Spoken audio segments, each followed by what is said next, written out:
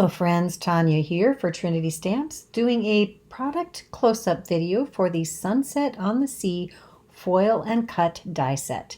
This is a 4-piece die set with a foil to do a foil of the setting sun and the reflection in the water, and a die that cuts both of these out. This is a beautiful foiling set, and I can't wait to see what everyone creates with it. Here I have simply foiled these on some Spellbinder specialty cardstock using the Aura foil, and here's how I used it on a card. We also have a card here from Cassie Trask, absolutely stunning, and another one by Emily. Both of these make my heart sing. If you enjoyed this video, please give it a thumbs up. If you haven't subscribed to this channel, please take a moment to do that now.